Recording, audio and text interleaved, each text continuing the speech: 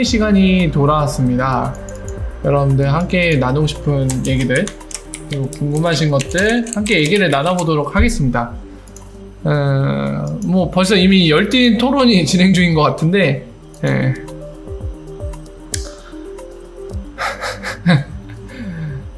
가르시아님은 처음 뵙는 것 같은데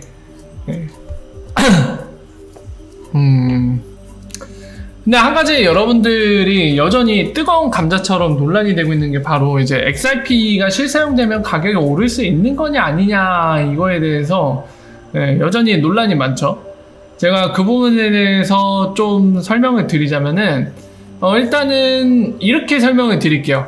100%라고 얘기할 수 없지만 일단은 가격이 오르는 모델링을 갖고 있습니다. XRP가 사용됨으로써. 왜 100%라고 얘기할 수 없는지는 이 가격이 오를 수 있는 비즈니스 모델 구조에 대해 좀 설명을 드린 뒤에 그 한계점에 대해서 좀 말씀을 드릴게요. 그런 순서로 좀 제가 설명을 드리겠습니다. 첫 번째, 왜 가격이 오르는 구조냐 사용되면은 바로 요것 때문에 그래요.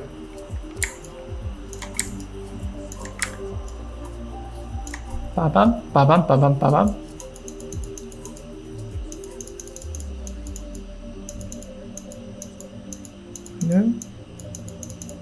실제 사용이죠.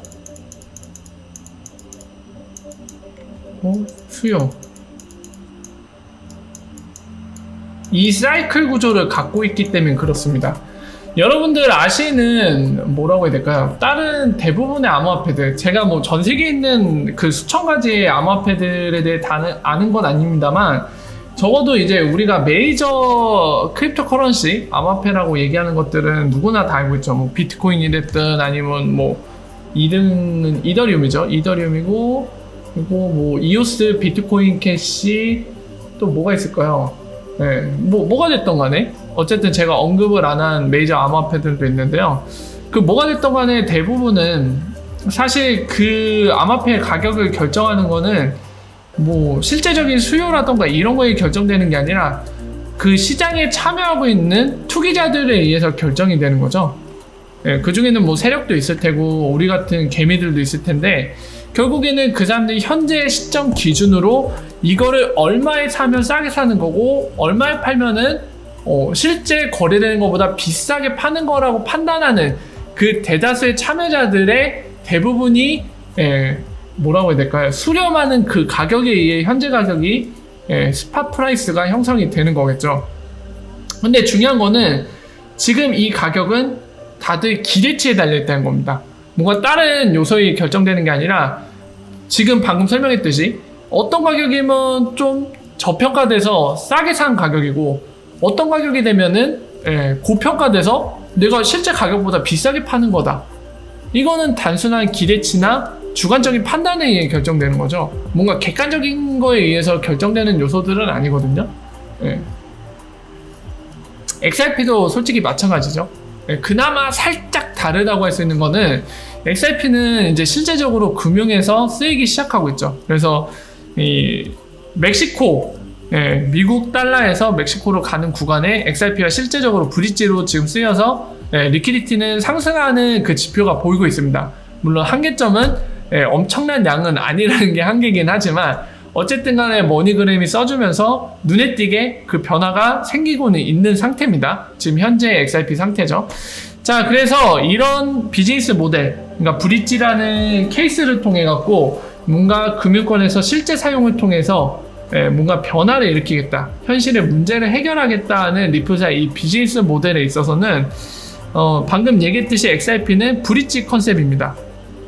아까 잠깐 1부 순서에서도 영국 중앙은행 총재의 말을 설명하느라 나왔던 부분이기도 한데요.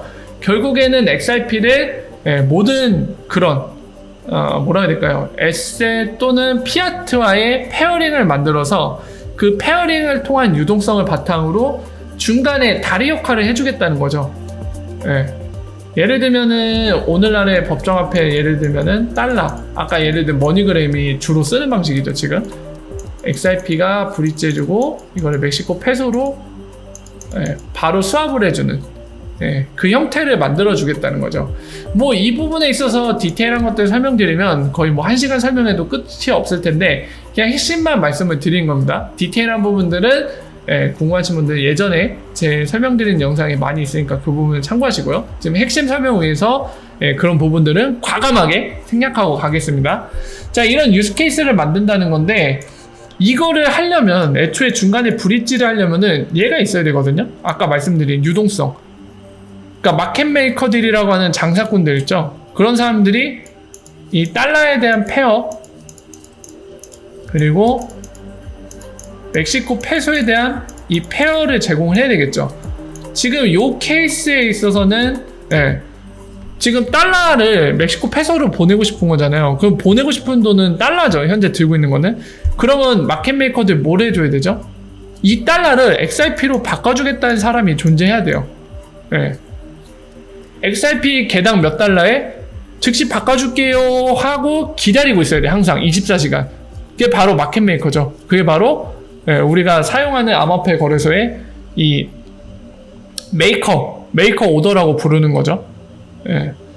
그렇게 시장을 형성해줘야 되죠. 야, XRP 개당 몇 달러에 내가 바꿔줄 준비해 있어. 네가 달러만 들고 오면 내가 언제든지 제시한 조건에 얼마든지 바꿔줄게. 이게 있어야지 바로 수합이 가능하겠죠. 그렇게 해서 수합을 했어요, XRP로. 그러면 그거를 멕시코에 있는 거래소로 보내서, 그러니까 더 본질적인 거 얘기하면은 멕시코 페소와 XRP의 페어링, 그 수합의 유동성을 제공하는 그 장소로 가서 어떻게 하죠? 그 나라에 야, 내가 지금 XRP를 멕시코 페소로 XRP 개당 얼마에 사줄게. 나 딱 기다리고 있다. XRP만 들고 와. 이런 마켓메이커한테 가서 XRP를 즉각적으로 멕시코 페소로 바꾸는 거겠죠. 바꿔서 어떻게 하죠? 오늘날 안 되는 크로스보더 페이먼트를 순식간에 2분 안에 해결을 보는 거잖아요. XRP 중간에 브릿지에서 수합 해갖고 바로 바꿔내는 거죠. 이런 식으로 해결을 하겠다는 거죠. 근데 중요한 거는 이거를 하려면 요게 있어야 돼요. 유동성. 방금 얘기한 요 마켓 메이커들이 24시간 대기하고 있는, 네가 갖고만 오면 내가 언제든지 바꿔줄게 하는 이 유동성이 있어야 됩니다. 그러니까 리프사가 지금 하고 있는 투자들이나 이런 것들이 대부분이 다 이 부분에 집중되어 있는 거예요. 유동성을 키우는 데 집중이 되어 있습니다. 그래서 이런 유동성이 생기면은 얘네들이 늘어나는 거죠. 이런 유동성을 바탕으로 방금 얘기했듯이 머니그램이 이런 식으로 써주면 바로 이게 바로 볼륨이 되는 거죠. 이런 마켓메이커에 24시간 대기되어 있는 주문, 항상 여러분을 기다리고 있어요. 돈을 갖고만 오세요. 저희가 즉시 XRP로 교환하거나 XRP를 법정화폐로 교환해 주겠습니다. 이 사람들 이용해서 쓰면은 당연히 트레이드가 발생하니까 볼륨이 늘어나는 거겠죠. 그러니까 여기다 가로치고 제가 실제 사용이라고 얘기한 겁니다. 같은 의미죠. 실제 사용되면 볼륨이 늘어나고, 그렇기 때문에 제가 가로치고 또 실제 사용이라고 얘기했죠. 그러니까 지금 실제 아까 질문 주신 거, 이 설명을 드리고 있는 이유가 바로 그 논란 때문이죠. XRP가 실제 사용되면 가격이 오르냐 안 오르냐, 이 논란이 오늘날까지도 지속되고 있고, 거기에 대해서 설명드리기 위해 제가 지금 이 내용들을 계속 얘기하고 있는 거죠. 다시 설명으로 돌아가서 얘기를 하면은 바로 이 부분이 되겠습니다. 오늘날까지 논란이 있는 부분.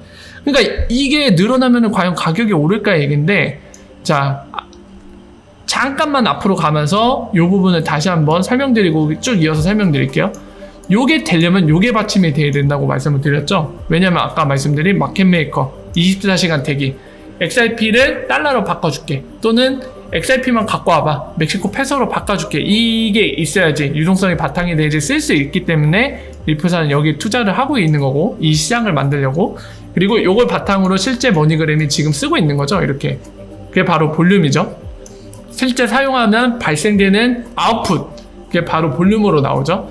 자, 이제 관건은 요게 생기면은 그 다음에 어떤 현상들이 뒤따르느냐가 문제인데, 관건인데 바로 수요로 이어진다는 거죠. 실제 사용된다고 왜 수요로 이어지죠? 이렇게 물음표 치시는 분들을 위해 다시 한번 설명드리면, 요 마켓 메이커들, 얘네가 지금 이 유동성을 대가로 뭘 받고 있죠, 여러분들? 자, 암호화폐 거래소 하나 찾아갈게요. 아무래도 그림을 보면서 설명드리면 이해가 더 빠릅니다. 자, 지금 현재 시장 가격은 여기 써있죠, 미들 프라이스. 지금 여기로 형성되어 있습니다. 5.32. 근데 지금 마켓메이커들의 이 메이커 주문을 보세요. 네. 살 때는 이 미들 프라이스, 스팟 프라이스라고도 부르는 시장 가격보다 더 저렴하게 산다고 걸려있죠. 그리고 반대로 이 XRP를 팔 때는 어떻게 팔고 있습니까, 여러분들?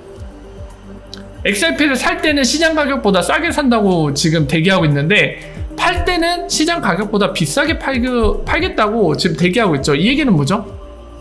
시장 가격보다 때로는 비싸게, 시장 가격보다 때로는 저렴하게 삼으로써 그만큼의 차익을 얻겠다는 겁니다.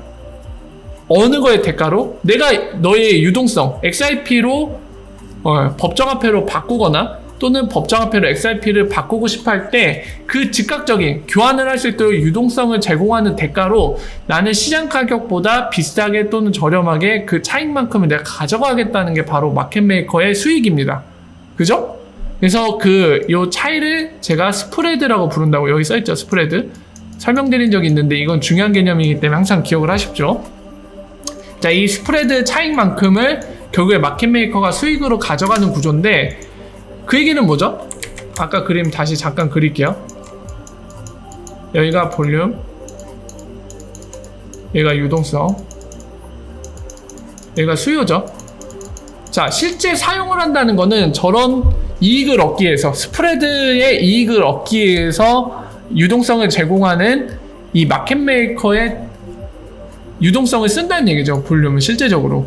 그러면 뭐죠? 쟤네가 수익을 얻었다는 얘기입니다. 얼마만큼? 스프레드 차이만큼. 그리고 많이 쓸수록 뭐다? 수익이 올라간다는 얘기입니다. 이 부분까지도 이해가 되시죠? 예, 최근에 오신 분들도 이 정도 설명드리면 아마 이해가 되실 겁니다. 당장 이해가 어렵더라도 곱씹어서 생각하면 왜 이렇게 되는지가 이해가 되실 거예요. 한번 곱씹어서 생각을 해보세요. 아직도 이해가 안 되신 분들은. 자, 여기까지 따라오셨으면은 이 부분까지 연결이 되시면 됩니다. 왜 수요로 이어지냐? 네, 힌트는 여기 있습니다. 수익이 발생했다는 거 있죠.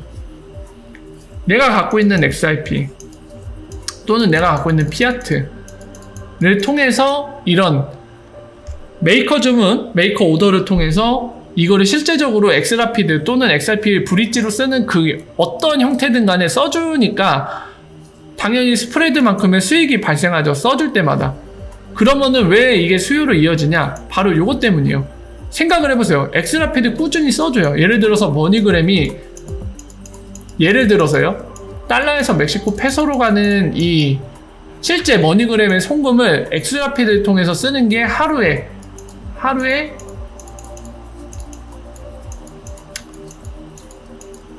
1000달러치, 아니 1000달러 너무 적다. 100만 달러라고 합시다. 네, 100만 달러치를 쓴다고 가정해봅시다. 이건 또 많은 것 같긴 한데 어쨌든 상황 설명을 위해서 예를 든 것 뿐이니까 100만 달러라고 할게요. 그럼 100만 달러치를 쓴다는 얘기는 이 달러 100만 달러를 XRP로 수합을 한다는 얘기거든요. 그러면 그만큼 유동성을 이렇게 제공하고 있는 오더북에서 이걸 테이커로서 사용을 한다는 의미입니다. 100만 달러치를. 그러면 100만 달러치 요거 싸는 거를 써준다는 얘기인데, 이만큼 쓰는 거에 따른 스프레드 차이만큼 마켓메이커가 수익을 벌겠죠. 그럼 마켓메이커 입장에서는 어떤 생각이 들까요? 이걸 꾸준하게 써준다고 봅시다. 그러면은 여러분들 생각을 해보세요. 만약에 마켓메이커가 지금 갖고 있는 XRP가 한 1000개 정도밖에 없어요. 근데 XRP 개당 1달러예요. 네. 그럼 1000달러치밖에 안 되죠. 내가 갖고 있는 1000개를 다 여기다 갖다 박아도 1000달러치밖에 안 돼요. 근데 하루에 이만큼 쓰는 거예요. 그래서 자기가 갖고 있는 1000배만큼 쓰는 거거든요. 네. 그러면은 이 마켓메이커 입장에서 어떤 생각을 할 수 있냐면, 야, 이거 수량을 더 늘리면은 순환을 더 빨리 해서 내가 독점할 수 있잖아. 한 10,000개까지 늘리면 어때? 그럼 이거를 더 이만큼을 가져갈 수 있겠죠. 파일을 더 가져갈 수 있겠죠. 그 얘기는 이 본인이 갖고 있는 유동성을 제공했을 때 더 많이 쓰인다는 얘기는 수익이 더 올라간다는 얘기죠. 그러니까 이것 때문에 수요가 발생하는 거예요, 결국에. 그리고 또 생각을 해보세요. 지금은 이 머니그램의 사용량을 고정으로 박았는데 이게 더 늘어난다고 생각을 해보십시오. 그럼 마켓메이커 입장에서는 당연히 더 늘릴 수밖에 없어요. 그죠?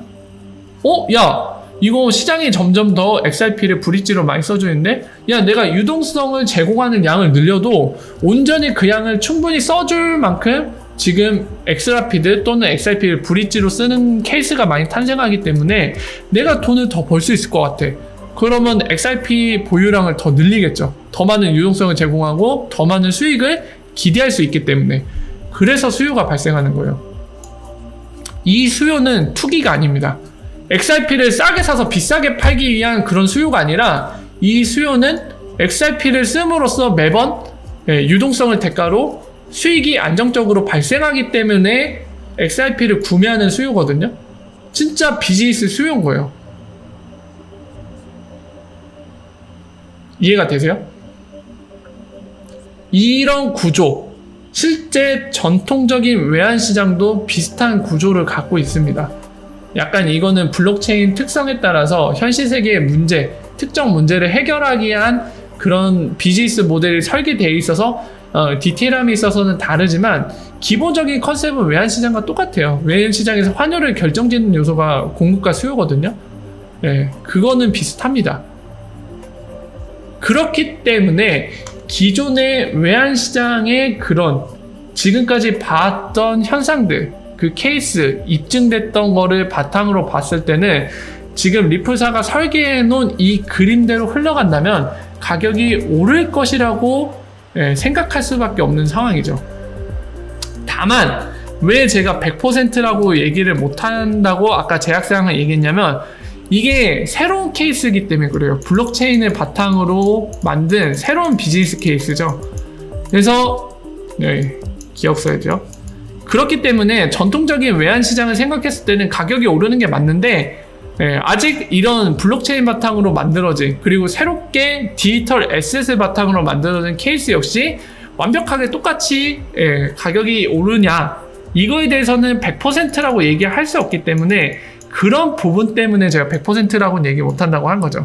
그래서 제가 이제 저한테 질문 많이 들어오잖아요. 저한테 뭐 팩토리님의 목표가는 얼마입니까? 팩토리님은 뭘 기대하고 보고 계십니까? 이런 얘기 질문들 많이 주시는데, 제가 그럴 때마다 답변 드린 게 그거죠. 리플사가 설계해놓은 비즈니스 모델대로 실제로 XRP 브릿지 볼륨이 올라갔을 때 가격이 올라가는 것만 확인되면은 저는 존버를 한다고 했잖아요. 이 부분 때문에 그런 거예요. 요거 아마 전통적인 외환시장을 봤을 때는 가격이 오르는 게 맞을 텐데, 아직 이런 디지털 에셋, 새로운 주체를 바탕으로 설계한 이 비즈니스 모델이 아무래도 새롭게 테스트되어지는 거잖아요, 실제로. 그렇기 때문에 100%라고는 얘기할 수 없기 때문에 그런 부분 때문에 제가 직접 이게 실제로도 전통적인 외환시장처럼 가격이 오르는 게 맞다, 수요에 따라서. 그것만 확인되면 길게 존버 간다는 게 이런 이유 때문인 거예요. 지금 설명드린 부분 때문에. 그래서 이런 부분에 대해서는 좀 명확히 아시면 도움이 되실 것 같아요. 그러니까 아마 여기에서도 아마 리플사나 XRP에 대해 약간 부정적인 분도 계실 거고, 아니면 약간 중립적인 분도 계실 거고, 또는 긍정적인 분들도 계실 겁니다. 다양하게 계실 거라 상상이 되는데, 어쨌든 간에 지금 설명드린 거는 진짜 중립적으로 팩트만 설명을 드린 거예요. 뭔가 되게 과대평가해 주거나 또는 과소평가해 준 것도 없습니다. 딱 있는 그대로 말씀을 드린 거예요. 그래서 이런 부분들은 정확하게 알고 여기에 대해서 발전적으로 논의해 아무래도 좋겠죠. 그냥 뭐 선무당도 아니고 그냥 무조건 XRP는 성공에 올라, 이것도 발전적이지 않고, 반대로 그냥 리플러도 꼴 보기 싫어, XRP도 꼴 보기 싫어, 다 지옥에나 가라 막 이러면서 상당히 안 좋죠. 누가 봐도 안 좋은 건데 실제로 그런 식으로 하시는 분들이 있으니까 예를 드는 겁니다. 그런 마음가짐으로 뭐 그런 거 없어, XRP 무조건 망해 막 이러면서 안돼 그냥 세력들이 안 올려주면 무조건 망하는 거야, 뭐 브릿지 볼륨이고 나발이고 그런 거 없어, 가격 안 올라, 이렇게 얘기하는 것보다는 지금 설명드린 그런 객관적인 사실들, 이런 걸 바탕으로 뭔가 논의를 하더라도 논의하는 게 아무래도 서로 간에, 그리고 본인을 위해서도 굉장히 도움이 될 겁니다. 그래서 다시 한번 설명을 드리니까 이런 부분들을 참고를 하셔서 여러 가지 논의를 하면은 서로 간에도 좋을 것 같아요. 수요에 비해서 리플 수량이 너무 많은 거 아닙니까? 질문을 주셨는데요. 우리 한번 생각을 해보죠. 생각을 해봅시다. 전 세계적으로 풀려있는 달러가 얼마나 될까요?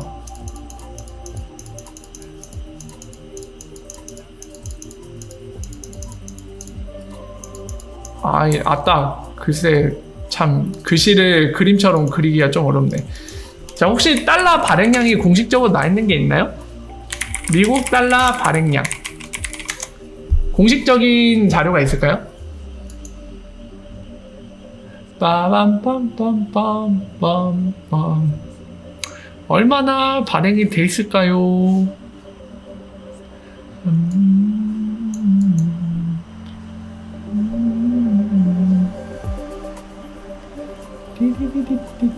안 나와 있나? 양은 안 나와 있나 본데요?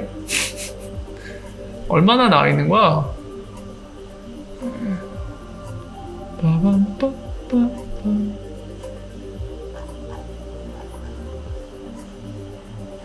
안 나와 있나 봐요. 달러 총 발행량이 안 나와 있나 봐요. 자, 이것도 알면은 우리가 얘기할 때 상당히 참고할 만한 지표가 될 텐데 안 나와 있는 것 같습니다, 지금. 그러니까 그냥 본질만 얘기하죠. 본질적인 측면에서만 얘기해 봅시다. 자, 지금 이제 질문을 주신 게 그거죠. 이런 질문을 주셨어요. 수요에 비해서 리플, 그러니까 XRP 수량 얘기죠. FRP 수량 1000억 개. 네. 개까지 붙이죠. 이 많은 거 아니냐? 이런 질문을 주셨는데 사실 이거를 논의할 때 중요한 포인트는 XRP가 브릿지 할 대상의 규모가 얼마큼 되느냐. 그러니까 좀 더 근접하게 얘기하면은 타겟팅하는 시장 규모 얼마나 크냐가 되겠죠. 그리고 여기에 파생돼서 또 중요한 거는 그 시장의 그 시장 점유율을 얼마나 가져갈 수 있냐. 이게 핵심이 될 겁니다. 지금 고철용님이 얘기하신 대로 자, 이거를 객관적으로 좀 얘기를 해봐요. 저희 객관적으로 얘기해보면은 지금 중요한 포인트라고 제가 설명드린 거, 그러니까 XRP가 타겟팅하는 시장 규모가 얼마나 크냐, 그리고 그 큰 시장 규모를 얼만큼 XRP가 브릿지에서 가져갈 수 있느냐가 중요하다고 얘기했는데 그게 왜 그러냐면 일단 1000억 개가 발행이 됐어요. 전체적인 총량은 1000억 개입니다. 물론 이미 소각이 돼서 한 800만 개 정도는 사라진 걸로 알고 있는데 어쨌든 간에 반올림하면 대략적으로 1000억 개가 맞거든요. 그래서 우리 계략적으로만 얘기합시다. 엄청 큰 숫자이기 때문에. 자, 1000억 개가 만약에 브릿지하는 시장 규모가 하루에 예를 들어서 하루에 100만 원치를 자, 하루에 XRP가 브릿지하는 게 100만 원치라고 합시다. 자, 이거 그러면은 얘기할 가치도 없죠. 어차피 XRP 1000억 개 발행된 게 하루에 브릿지하는 게 우리나라 돈 기준으로 100만 원 정도밖에 안 된다. 그러면 누가 봐도 직감적으로 알 수 있죠. 아주 직감적으로 야, 1000억 개는 너무 많이 만들었는데 이런 느낌이 날만 하죠. 그죠? 예. 이거는 뭐 더 이상 얘기할 필요 없이 누구한테 물어봐도 동일한 생각을 가질 겁니다. 자, 반대로 마찬가지로 하루에 브릿지하는 게 다른 케이스를 생각을 해볼까요? 한 100조 원치 정도 된다고 봅시다. 그러면 어떨까요? 이런 경우는 이거는 좀 생각이 다양해질 겁니다. 이런 케이스인 경우. 왜냐면 하루에 브릿지하는 게 100조 원치예요. 그럼 좀 생각을 해봐야겠죠. 브릿지하는 방식이 페어링을 통한 스왑이거든요. 아까 그 구조를 잠깐 같이 살펴보셨죠? 근데 하루에 1000조 원치, 우리나라 돈 기준으로 1000조 원 브릿지예요. 근데 전체 수량은 1000억 개인데 실제 오늘날 풀려있는 거는 한 400억 개쯤 되죠? 좀 넘나? 450억 개? 네, 아무튼 400억 개는 넘지만 500억 개는 안 넘어요. 지금 그 중간쯤에 있는데 시장에 전체 풀려있는 게 그거고, 그리고 각 나라 그리고 그 암호화폐 거래소마다 보유하고 있는 양도 다릅니다. 그러니까 분산돼 있어요. 이 400억 개대가 풀려있는 그 유동성을 한 곳에 집중해서 다 쓸 수도 없습니다. 그러니까 이 얘기는 뭐냐면 특정 구간끼리 XRP가 브릿지하면서 그 유동성이 발휘됐을 때 실제 시장에 전체 풀려있는 건 400억 개 되지만 그 모든 전체 공급량을 못 쓴다는 얘기예요. 그러니까 특정 지역에 한정지어서 쓰인다는 얘기입니다. 이런 것도 당연히 제한적으로 특정 상황에서 공급량이 일시적으로 주는 효과가 있기 때문에 이런 것도 영향을 줄 겁니다. 그러니까 이거를 통해서 얼만큼 그 효과를 가져다 줄지 정량화시켜서 객관적으로 수치화시켜서 얘기할 수는 없지만 정성적으로 작용할 거는 사실이란 말이죠. 이런 것들이 작용했을 때 과연 XRP 단가를 얼마 정도로 하는 게 시장에서 적당하다고 판단할지, 그리고 비즈니스 케이스에 탄생하는 수요로 인해서 얼마만큼의 가격이 형성될지는 알 수는 없습니다만, 우리가 여러 가지 추정을 할 수 있습니다만 수학적으로 정답에 가깝게 계산하기는 참으로 어려운 문제죠. 그래서 그런 걸 시도하는 거는 쉽지 않겠습니다만, 적어도 하루에 브릿지한 게 100조 원치다 이랬을 때 1000억 개는 너무 많은 건 아니죠. 예, 두 가지의 케이스를 놓고 이제 설명을 좀 해봤는데, 여기서 우리가 객관적으로 알 수 있는 거는 결국에 이 중요한 포인트라고 얘기한 게 말 그대로 이게 핵심이 될 겁니다. XRP가 타겟팅하는 시장의 전체적인 규모, 그게 오늘날 작더라도 미래에는 성장할지, 아니면 오늘날에도 이미 큰데 더 커다래질지, 아니면 미래에는 이 시장 자체가 더 축소돼서 타겟팅할 규모, 그 시장의 규모가 그 파이 자체가 작아질 것인지, 이런 게 중요할 거고요.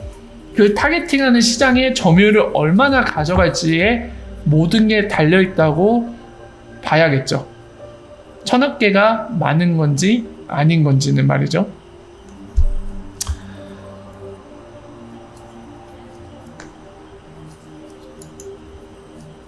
자, 참고로 여러분들, 참고로 지금 전체적인 시장 규모를 참고할 때 제가 몇 번 예를 들었습니다만, 객관적으로 참고할 만한 지표가 있어요. 미국의 핀센이 공개적으로 얘기한 PDF 자료에 나와 있거든요.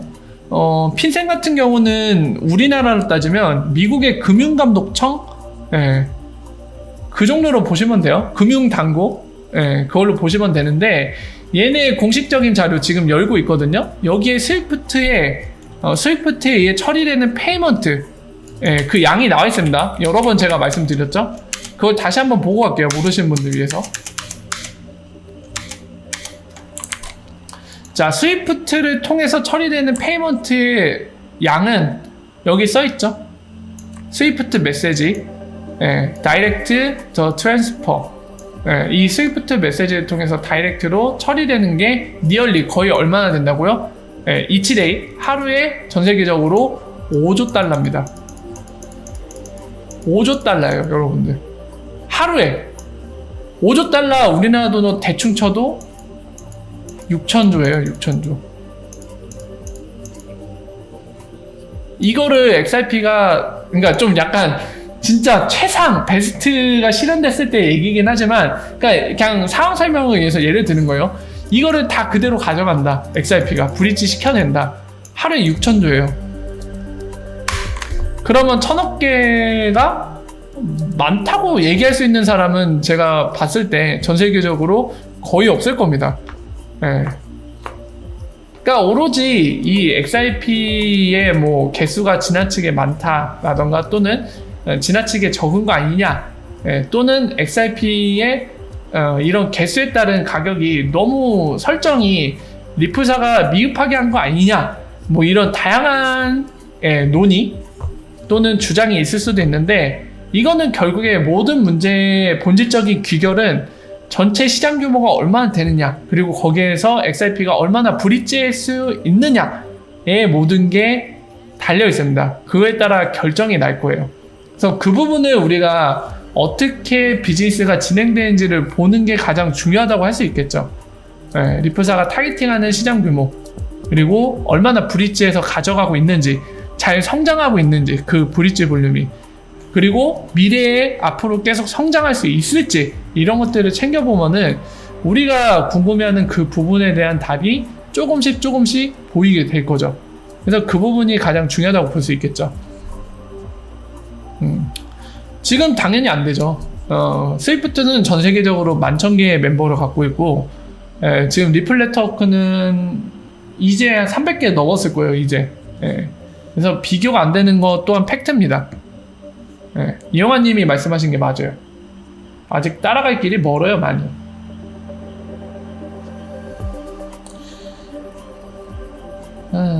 자,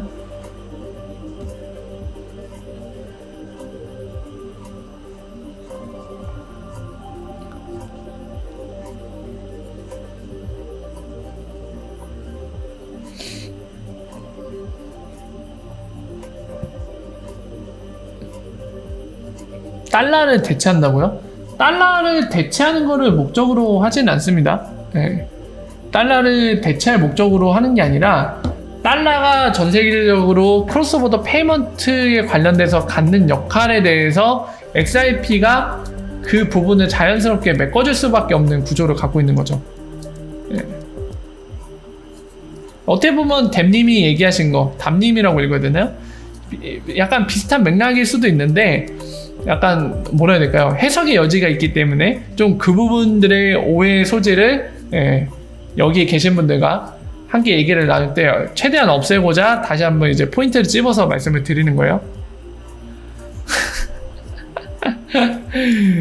립도서 30만원 될 때까지 안 판다고 했는데 가능할까요? 그거는 오직 10만이 알고 계십니다. 제가 알면은 저도 참 좋겠는데 제가 알고 있다면은 뭐 30만원 가능성이 있다, 간다, 결국에 간다 하면은 저도 이제 영혼까지 팔아갖고 풀매수 들어가겠죠. 당연히. 안타깝게도 저도 모릅니다. 저도 알고 싶어요. 오늘님 질문 준 거는 내용을 제가 못 봤는데 다시 한번 적어주시겠어요? 이거는 스크롤바가 안 올라가요. 이거 올라가지 않아서 제가 어떻게 할 수가 없어요. 새로운 기축이 필요하다고 한 것 같은데요. 어느 거 얘기하신 거죠? 영국 중앙은행 총재 얘기인가요? 그건 아까 1부 순서 때 자세히 설명드렸으니까 관련해서는 영상이 올라오면 참고하시기 바랍니다.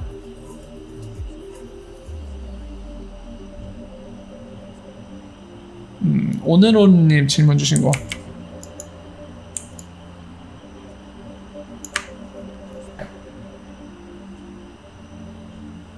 이거는 약간 이제 질문 내용을 보고 나서 설명을 드릴게요. 자, 오늘오님의 질문인데 빗소등 파트너 거래소에서 유동성을 공급해 준다는데 위험성이 너무 큰 거 아닌가요? 우리나라만 해도 먹튀하는 거래소가 엄청 많은데 필리핀이나 인도, 멕시코 이런 금융 비선진국은 먹튀나 거래소 해킹이 더 쉬울 것 같은데요 말씀을 주셨는데 이건 약간 포커싱을 벗어난 질문이죠.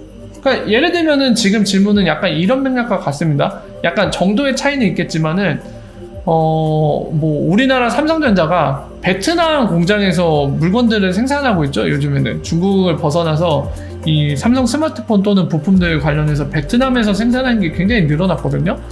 근데 베트남에서 생산하는데 지금 비슷한 맥락으로 좀 얘기를 해보자면 거기에다가 공장을 기껏 세워놨더니 먹튀해버리면은 삼성 망하는 거 아니냐, 위험한 거 아니냐. 뭐 그럴 가능성은 있지만 그 나라도 법이 존재하잖아요. 법이 존재하고 그 나라 법 컨트롤 아래서, 즉 주리스딕션 하에서 관할법 아래서 활동하는 기업들이 그 법의 컨트롤을 받을 수밖에 없죠. 그렇기 때문에 그런 부분에 있어서 어느 정도 이제 당연히 언제나 기업들이 빤스러할 가능성이 있죠. 먹고 튈 수 있기 때문에 그 가능성은 존재합니다만 그런 부분을 감안하고 나서 그러지 않을 것 같은 기업들과 비즈니스를 하는 거죠. 그런 맥락으로 이해하시면 될 것 같습니다. 비스 역시도 최근에 몇 가지 객관적인 지표 얘기하면 그 유럽, 영국 아래에 있는 섬에 있는 그런 국제적인 곳을 통해서 이런 어떠한 라이센스를 받아서 굉장히 자랑하기도 했잖아요. 라틴 아메리카에서는 본인들이 막 약간 리드하고 있다. 그런 측면에서. 그런 것도 굉장히 하고 있고 오늘날까지 엑스라피드에 대한 유동성을 해킹이라던가 다른 문제 없이 적절하게 잘 제공하고 있습니다. 그런 플랫폼으로서. 긍정적으로 그런 거 볼 수 있을 테고요. 그래도 언젠가는 빤스런 할 수 있지 않냐? 뭐 그럴 수도 있습니다. 근데 그런 맥락의 얘기는 제가 거듭 말씀드리지만 그런 거랑 똑같아요. 저희 여기 계신 분, 저도 그렇고 여러분들 그렇고 누구든지 내일 갑자기 교통사고로 하늘나라로 갈 수도 있습니다. 누구나 그럴 가능성이 있죠. 또는 이제 출장 때문에 비행기를 타시는 분들, 그 가능성은 더 높아요. 교통사고보다. 사실 비행기 사고는 바로 하늘나라 직행이기 때문에 여지없이 상당히 위험하죠. 근데 그런 것들은 우리가 평상시에 야 어떡하지? 나 내일 출장 때문에 비행기 타는데 죽을 수도 있는 것 같은데 어떡하지? 너무 위험한 거 아니냐? 막 이런 얘기를 하진 않죠. 왜 그러냐면은 그런 것들이 발생하지 않도록 비행사에서도 철저하게 점검이라던가 이런 것들 굉장한 노력을 기울이고 있고 실제로 그런 노력을 바탕으로 비행기 사고가 막 빈번하게 일어나진 않잖아요. 그런 것과 비슷하죠. 그런 가능성만 갖고 얘기를 했을 때 뭔가 발전적인 논의가 되질 않죠. 뭐 내일 죽을 수도 있기 때문에 오늘 하루를 즐겁게 살자고 전 재산을 털어갖고 인조이하고 내일 갈 것도 아니잖아요. 실제로 그렇게 하지도 않고 그런 낮은 가능성에 대해서 우리가 되게 의미를 부여하면서 뭔가 오늘날에 그거를 대응하거나 준비하고 그러지는 않죠. 그런 측면들을 좀 고려해야 될 것 같아요. 지금 질문의 내용은. 그러니까 확률의 문제, 큰 비약이 아니라 빗소가 지금까지 문제를 일으킨 거를 보고 계신가요? 오늘오늘님? 그러니까 본인의 질문이 약간 비약이 된 거예요. 오늘날까지 빗소가 문제를 일으켰나요? 멕시코에 있는 기업들은 다 위험한 기업인가요? 그럼? 멕시코와 지금 비즈니스를 하고 있는 선진국의 미국 또는 우리나라에 있는 기업들은 이런 오늘오늘님이 지적하시는 그런 문제점을 하나도 모르기 때문에 비즈니스를 하고 있는 건가요? 멕시코와? 그런 건 아니겠죠? 그런 게 있다는 거는 적어도 비즈니스를 할 만하다는 겁니다. 그런 리스크와 가능성에도 불구하고 그런 것들이 발생할 가능성보다 본인들이 멕시코에 있는 현지 기업들과 비즈니스 했을 때 수익을 기대할 수 있고 그런 수익을 실제로 벌 수 있기 때문에 비즈니스를 하고 있는 거죠. 지금 질문은 그런 거를 깡그리 무시하고 그냥 부정적인 확률에 대해서만 너무 높게 평가를 하시는 거예요.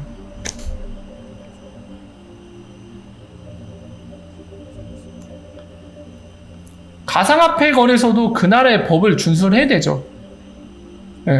그 나라에서 기업 활동을 하는 건데 그런 기업 활동 관련된 법도 안 준수하고 그냥 막무가내로 하고 있는 건가요? 그렇지는 않죠. 너무 지금 부정적으로 생각하시는 것 같은데. 빠밤빰빰빰. 자, 빗소 보여드릴게요. 제가 따로 확인하진 않았지만 찾아보면 나와 있겠죠. 보시면 되는데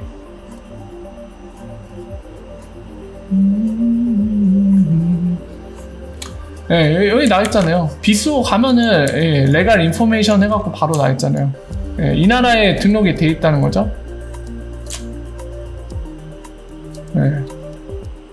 지금 여기 나와 있잖아요. 그 나라에서 기업 허가를 받고, 그러니까 우리나라 말로 따지면은 법인 등록해갖고 지금 하고 있다는 거를 명백하게 밝히고 있죠. 그리고 라이센스도 받았다고 여기 나와 있네요. 그 나라의 이 파이낸셜 관련된 라이센스까지, 그 넘버까지 나와 있잖아요. 확인할 수 있게. 근데 이보다 더 뭐를 할 수 있을까요?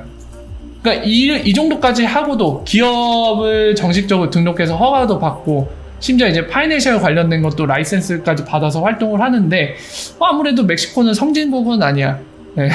그리고 약간 우리나라 또는 우리 입장에서 봤을 때는 약간 미국보다는 불안전해 보이는 것 같아. 약간 리스크가 있는 거 아닌가? 라고 생각할 수도 있겠죠. 할 수 있지만은 그게 마치 되게 빈번하게 일어나거나 되게 위험한 것처럼 얘기하기에는 뭔가 다른 멕시코에 있는 기업들과 일을 하는 미국이나 우리나라에 있는 기업들을 봤을 때 정말 그러한가? 그런 쪽으로 정말 걱정을 많이 해야 될 상황인가에 대해서는 다시 한번 생각해 볼 필요가 있겠죠.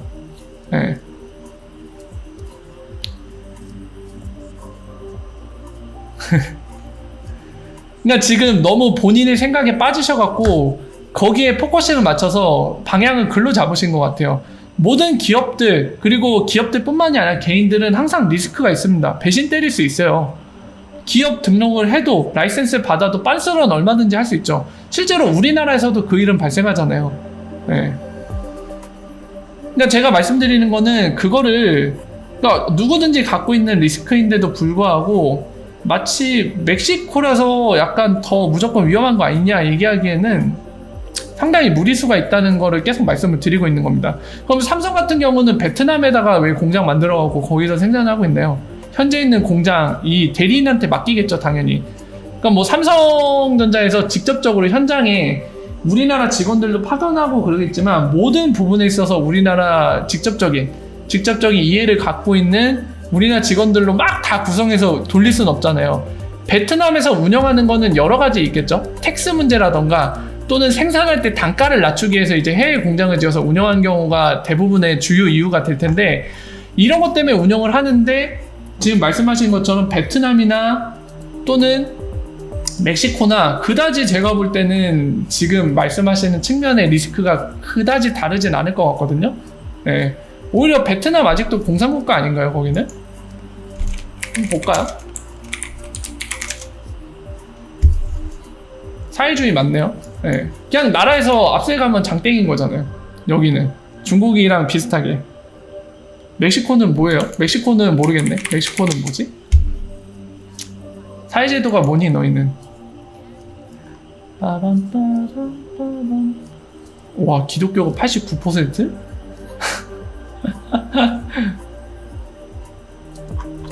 사회제도.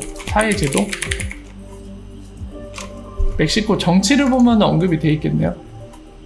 행정부, 입법부, 사법부가 다 있네요. 분리가 돼 있네. 일단은 미국의 영향을 많이 받았다. 연방제를 채택했다. 그러면은 약간 주가 있는 것처럼 그렇게 연방제를 하고 있다는 얘기네요. 봅시다. 자유민주주의를 하고 있는지 사회주의를 하고 있는지. 일단 법은 있긴 하네요. 법은 있다고. 근데 무조건 민주주의라고 볼 수는 없을 텐데, 대통령이 있고 투표를 한다는 건 일단 껍데기는 무조건 민주주의를 채택하고 있다는 얘기밖에 안 되거든요. 뭐 민주주의를 껍데기로 하고 있지만 내부적으로는 되게 부패한 독재국가일 수도 있겠지만, 연방의회가 존재하고, 네, 의회도 존재는 하네요. 뭔가 명확하게 얘기하는 게 없지 왜? 쿠데타도 겪었고 1929년부터 안정이 됐다. 일당 우위전당제네요. 네, 여기도 일본처럼 그냥 약간 단독 정당이 약간 이끌고 가는 나라인가 보네요. 여긴 또 체제가 붕괴했다고 되어 있네. 3당 체제가 됐다고 하네요. 자, 어쨌든 뭐 적어도 베트남처럼 사회주의에 막 이런 건 아닌 것 같아요.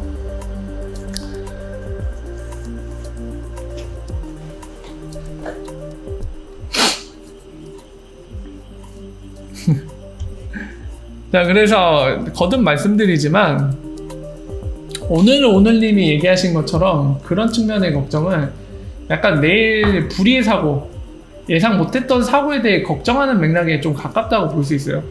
지금 보신 것처럼 법도 어느 정도 돼 있고 라이센스까지 다 획득하고 있는 거래소거든요.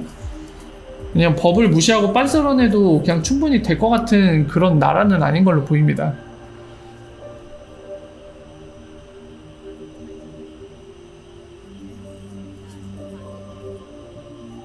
패드나와 관련된 게 또 올라왔나요? XRP는 리플 XRP님도 알고 계시다시피 크리스 라셀 그리고 제드 맥칼럼 그리고 아서브리또 3인방이 최초의 XRP 레저를 만들었죠. XRP라는 블록체인. 그래서 그들이 갖고 있는 게 몇십억 개잖아요. 초기 설립자이기 때문에. 자, MS님이 얘기하신 것도 참고하십시오. 베트남은 사회주의를 표방하고 있지만 중국과는 많이 다르다고 합니다. 이종기님이 좋은 거 얘기해 주셨네요. 예산이군요. 4,400조. 중국은 3,300조. 네, 이것도 참고하십시오. 그리고 유경민님이 질문 주신 거, 패드나와 관련된 거를 오늘 오후 1시 30분이라고 얘기했는데 이미 했다는 얘기신가요? 네. 오늘 뭔가 했나요? 저는 처음 보는데.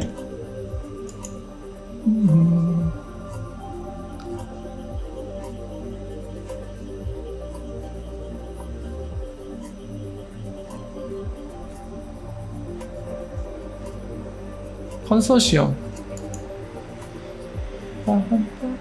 지금 본 기사는 또 약간 블록체인으로 갈 거라고 하네요. 그것도 퍼블릭 블록체인을 얘기하는 것 같은데,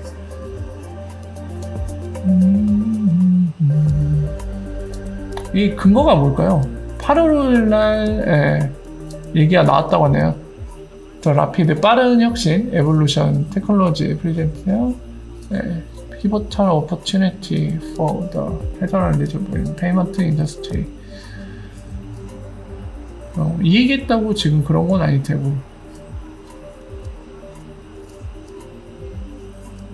그냥 기사를 쓴 쪽의 판단이네요. 이 seems that이라고 얘기하고 있죠. 그렇게 보인다는 건데, 글쎄요, 좀 더 지켜봐야 되지 않을까 싶은데. 근데 아까 얘기한 거는 어디서 보신 거예요? 링크를 하나 주시면 좋을 것 같은데요, 유경민님. 제가 처음 보는 얘기라. 이거를 보고 뒷부분에 질문 주신 거 제가 답변을 드릴게요. 좀 봐야 될 것 같아요. 카드 형태로 된 콜드월렛 지갑 안전한가요? 질문 주셨는데 장재선님, 일단은 콜드월렛이 작동하는 원리를 이해를 하고 계신 게 가장 도움이 됩니다. 아시다시피 우리가 어떠한 계정을 쓸 때 우리가 흔히 쓰는 용어로 패스워드라고 표현하는 거를 그 콜드월렛이라고 부르는 하드웨어에 저장을 해두는 거거든요. 그러니까 예를 들면은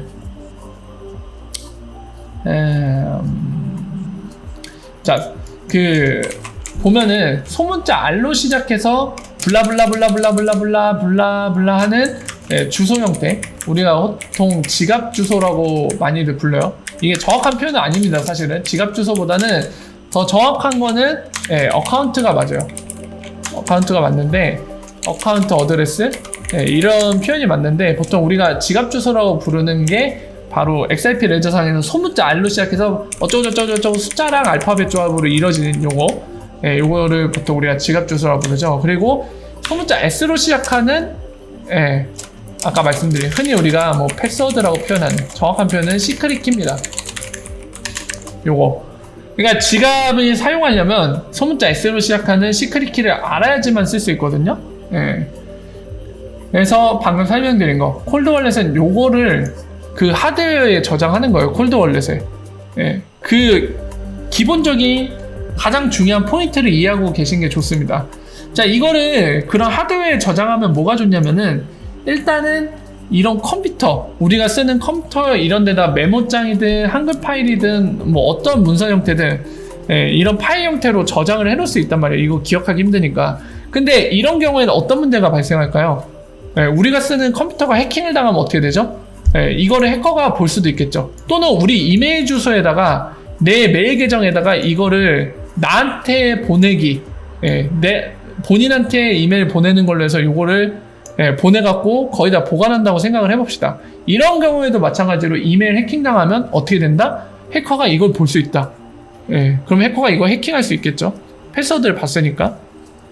자, 이런 문제가 발생하는데, 하드웨어 월렛은 기본적으로 그런 하드웨어, USB 형태로 됐든 다른 형태로 된 거기에다가 이 시크릿 키를 저장해 두는 거예요. 그리고 스크린 키라고 되어 있네요. 시크릿.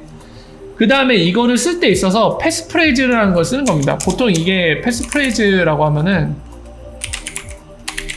그걸 떠올리시면 쉬워요. 네이버 로그인할 때 우리가 결정하는, 우리가 임의로 정하는 패스워드 있잖아요.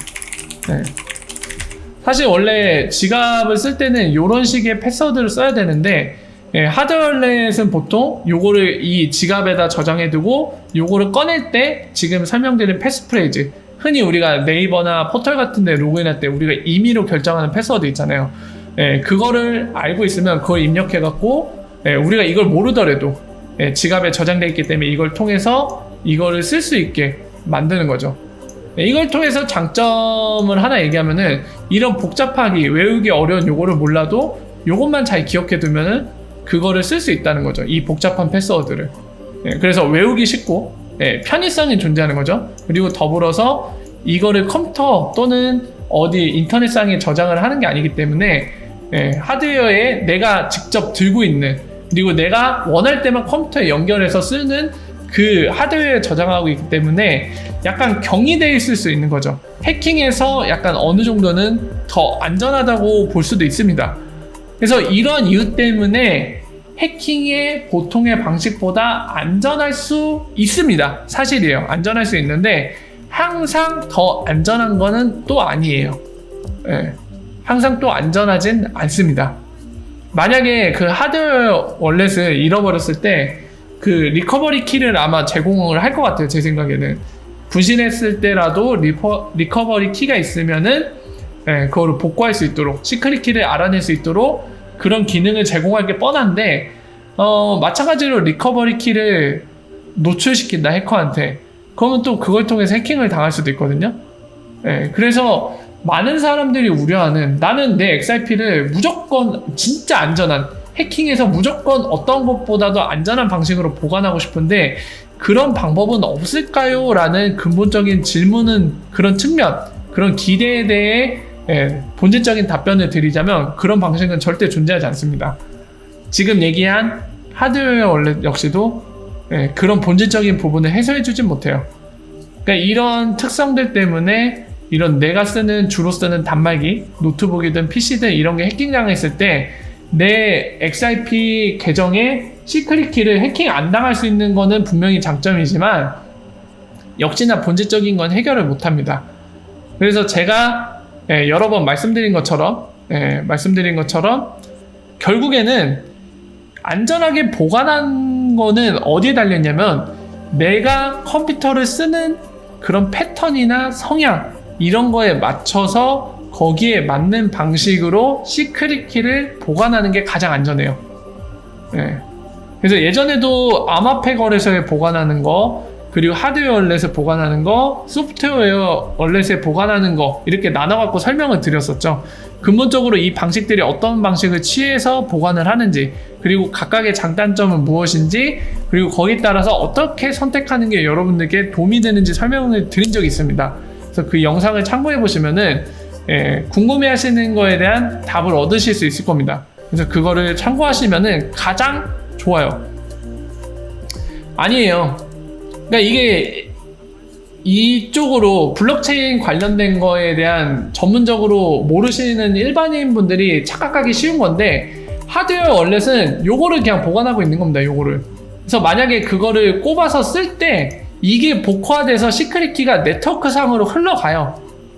그 순간에 흘러가게 돼 있습니다.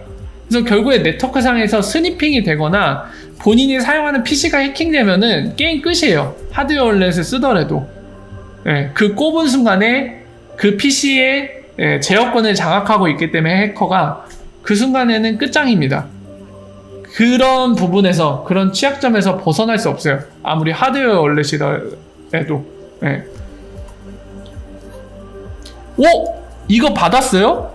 우와, 레저나노 이거 받았어요? 한번 가봅시다. 저도 몰랐는데 오늘님이 얘기해줘서 한번 구경 가야겠네요. 야, EA의 5 플러스급을 받았어요? CC 인증을? 한번 보러 갑시다. 레저나노.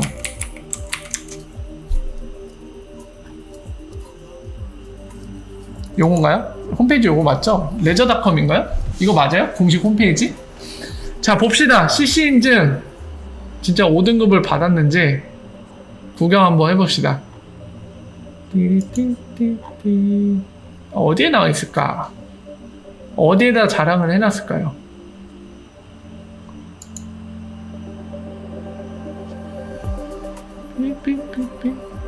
삼성 녹스가 6레벨 받았어요?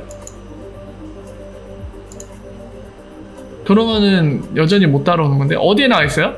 CC 인증 받은 거 어디에다 얘네가 자랑을 해놨을까요? 7등급.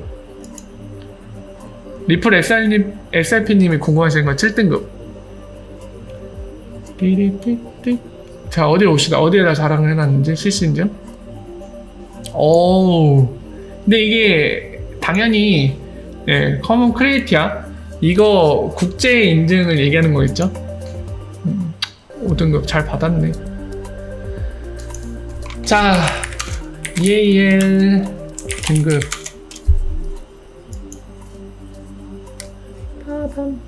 빰빰빰빰.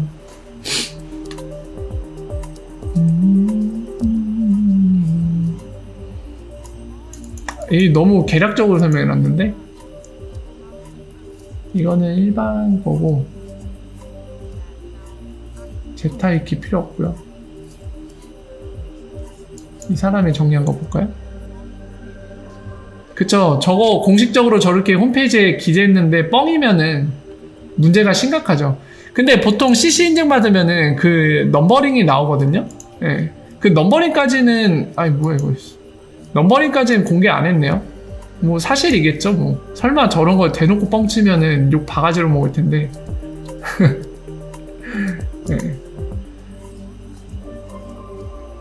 빠밤빰빰빰. 지금 요거거든요. 요겁니다. 7등급까지 존재하고, 아까 저는 녹스가 몇 등급까지 받았는지 정확히 모르거든요. 근데 호연님 말씀으로는 여기까지 받았대요. 저도 궁금하네요. 이거 확인 좀 해보고 싶은데, 와, 6등급이면 최상 등급이 7등급 다음 레벨이거든요? 상당히 높은 하이 레벨급입니다. 대단하네요, 삼성 녹스. 근데 제가 정확히는 모르겠는데, 삼성 녹스 같은 경우는, 약간 해외 사람들의 컨설팅을 많이 받은 걸로 얘기를 들었습니다. 그냥 저도 전에 들은 거랑 확실치는 않을 수도 있어요. 듣기로는 어떻게 들었냐면, 이 CC 인증 관련돼서 이제 국제적으로 유명한 컨설팅을 해주는 유럽 쪽이 아마 프랑스로 제가 기억을 해요. 예, 그쪽에서 컨설팅도 받고, 그러니까 국내 인력보다는 약간 해외 인력들을 통해서 약간 녹스가 CC 인증 이 높은 등급을 받은 걸로 알고 있거든요. 그렇게 얘기를 들었고, 그래서 그 부분이 좀 아쉽긴 한데, 어쨌든 이제 국내 기업이 만든 제품이 이런 세계적인 높은 등급을 받고 있는 거는 확실히 자랑거리는 맞습니다. 보안 등급보다는 그 제품의 보안성에 관련된 객관적인 입증할 수 있는 레벨을 객관화시킨 수치라고 보면 돼요.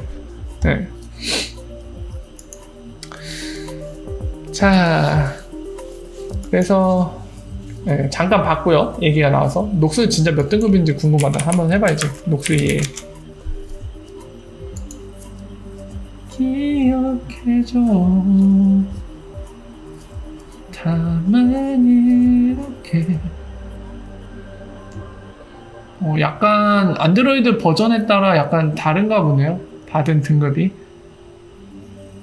미국 자체 무슨 평가 등급도 있나 본데요. 일단 국제 CC 볼게요. 몇 등급 받았나? 삐삐삐삐 2018년 12월 20일 날 이거 나노 S랑 다른 게 삼성은 이렇게 밸리데이션 리포트 넘버 공개하고 있죠. 이렇게 넘버링이 나와요. CC 인증 받으면. 근데 아까 나노 S는 그냥 등급만 표현하고 어떤 내용에 대해서 어떤 인증서의 번호로 받았는지가 명시가 안 돼 있었죠. 확실히 대기업은 대기업인데 이렇게 떡하니 딱 공개를 하고 있네요. 네.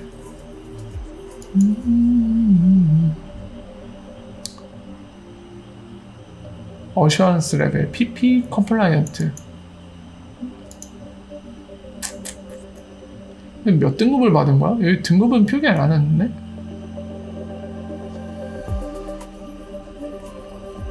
다만 이렇게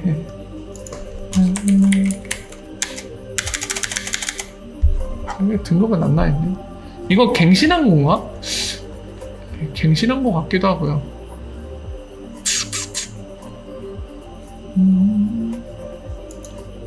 시큐리티 타겟 3년 기다리면 떡상 온다고요? 삼성폰 지갑이기보다는 그 여러분들이 알고 계신 그 블록체인 월렛을 쓸 때 시크릿 키를 안전하게 보관해주는 바로 삼성 스마트폰 안에 보안 커널로서 녹스라는 게 존재하거든요. 네, 그거와 관련된 내용이에요.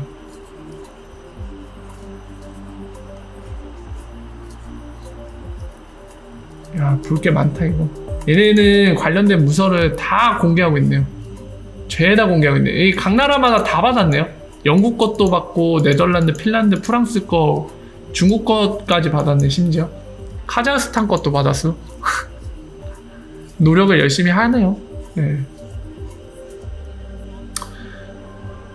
저는 그래서 만약에 블록체인 월렛에서 XRP를 지원하면은 저는 이걸로 보관할 거예요. 저는 이 지갑을 쓸 겁니다. 저는 개인적으로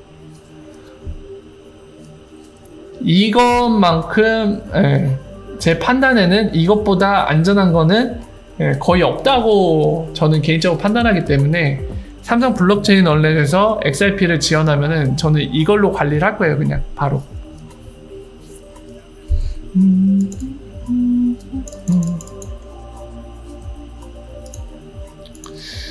짜짜짜짜.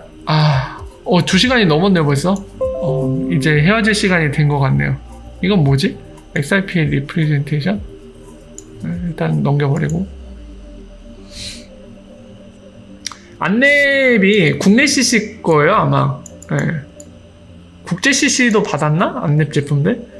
일단은 국내 CC는 확실히 받았고 국제 CC는 모르겠네. 한번 볼까? 모르겠다. 별로 확인하고 싶지 않아요. 관심이 없어. 뭐 확인한다고 뭔가 좋은 일이 생기는 것도 아니고.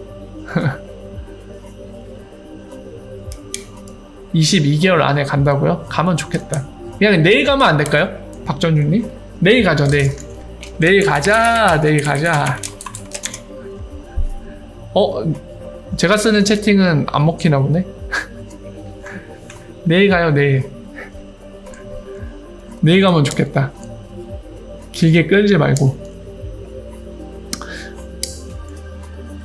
여러분들 혹시 제가 궁금한 게 있는데, 혹시 여기에 차에 대해 잘 알고 계신 분들 계시나요?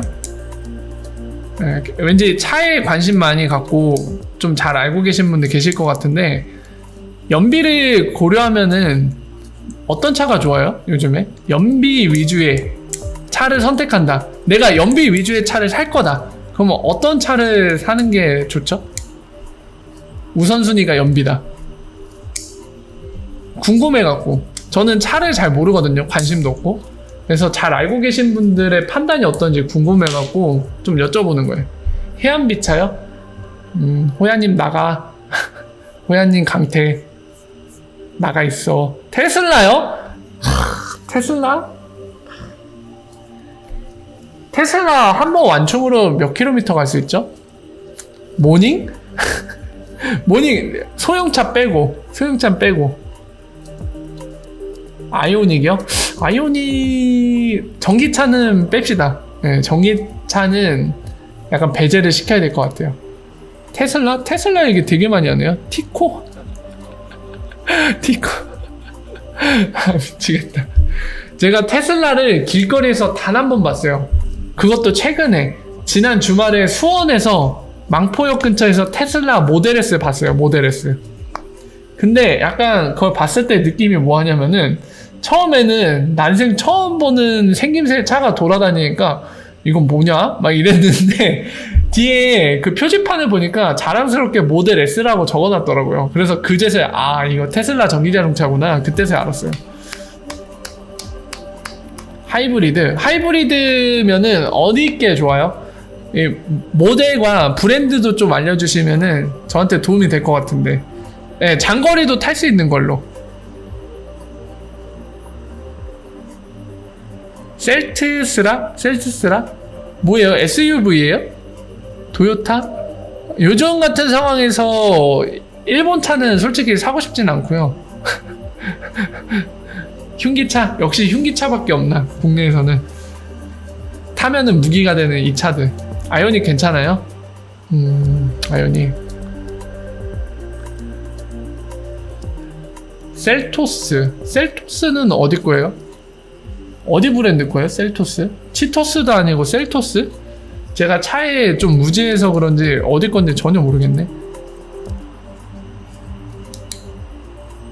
베뉴는 또 어디 거예요? 브랜드가 어디 거예요? 베뉴? 기아? 기아 거예요? 그렇군요. 한번 찾아봐야겠네요.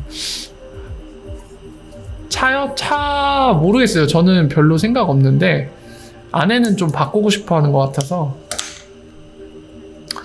저는 차에 진짜 관심 없어요. 그러니까 보통 남자분들이 차에 관심 많은 편인데 저는 정말 없어요. 차는 그냥 굴러가면 된다라는 주의이기 때문에 뭐 좋은 차를 타든지 그냥 꾸진 차를 타든지 크게 관심이 없습니다. 저는. 연비가 14,700밖에 안 나와요? 전 한 20 정도 기대했는데 14,700밖에 안 나옵니까? 20 정도는 나와야 되는 거 아니에요? 알겠습니다. 여러분들 잠깐만, 저 이거 되게 많이 얘기 들었는데 김태경님이 얘기하셨는데 제 주변에서는 이거를 많이 추천하더라고요. 이게 QM3가 그거 아니에요? 그 SUV 소형 삼성 르노 거기 거 맞죠?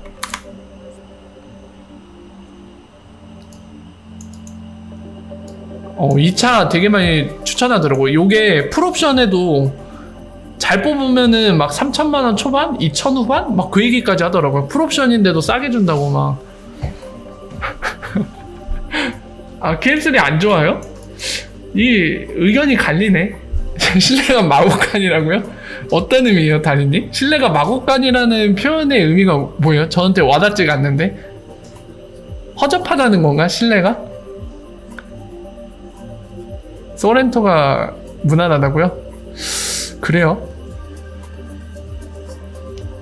의자 조절하는 게 다이얼이에요?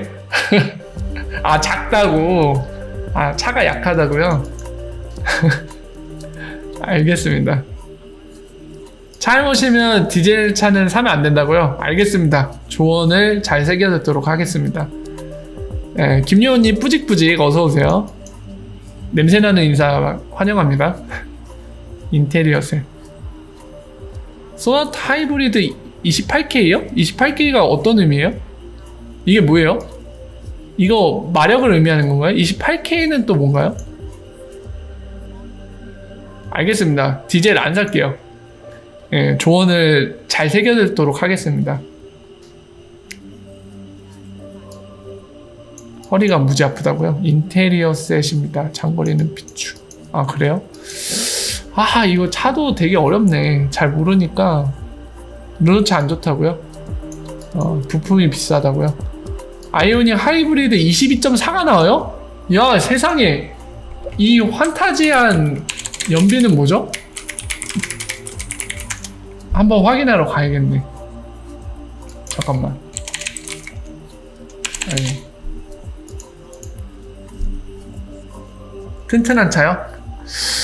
이게 연비가 22.4나 나와요? 미쳤네. 되게 높은 거 아닌가요? 22.4는? 연비 어딨어? 왜 안 나와? 재원?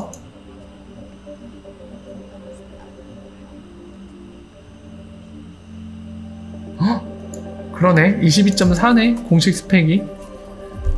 도심에서 달리나 고속도로에서 달리나 거의 비슷하네요. 그러니까 아무래도 이제 전기로 가는 게 있으니까 이게 뭐라 해야 될까요? 그 베리에이션이 심하지가 않네요. QM6요? XRP 차라고. 미래 지향형. 대박. 배터리도 생각해야 된다는 게 어떤 의미죠? 배터리는 고급 휘발유차. 페라리 타나요? XRP 오르면 페라리? 이게 뭐예요? 송다리님, 배터리 생각하라는 게 어떤 거 고려하라는 거예요? 배터리? 저네시스는 뭔가요? 제네시스 중국판인가요? 짜투? 저네시스? 뭔가 진짜 짜증 같아. 저네시스.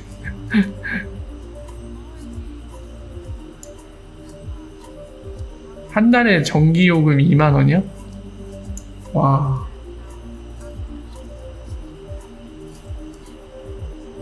그렇게 많이 나오나?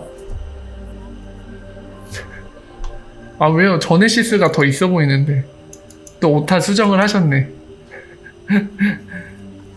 제네시스 비싸지 않나? 제네시스, 아이고. 제네시스가 티볼리요?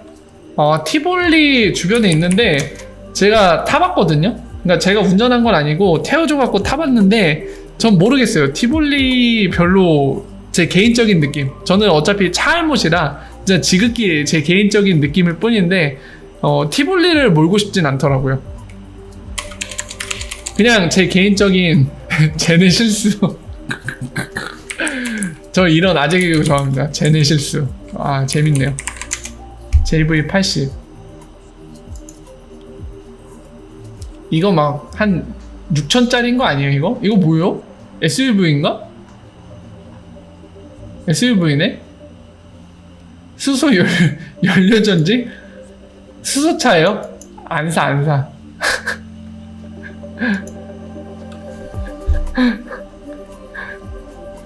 돈 있으면 제네시스. 알겠습니다. 네, 여러분들이 조언해주신 거 기억했다가 나중에 차를 바꾸게 되면은 잘 참고해갖고 최대한 괜찮은 차로 바꿔보도록 하겠습니다. 역시 잘 아시는 분들한테 물어보는 게 짱이에요. 잘 모를 때는 조언을 듣는 게 최고죠. 아까 수소라고 나와있던데요? 수소 연료전지 뭐라고 나와있던데? 8,000밖에 안 한다고요? 야, XRP 개당 10,000원 가면은 생각해 볼게요. 네. 비싸네. 무진장 비싸구만.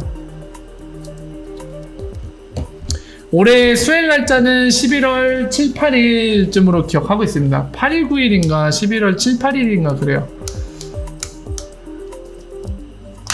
네.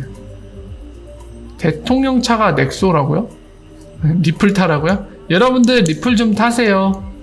여러분들 리플 타십시오. XRP 좀 타세요. 많이 좀 타세요. 팍팍 타세요. 많이 타셨으면 좋겠어요. 7, 8일.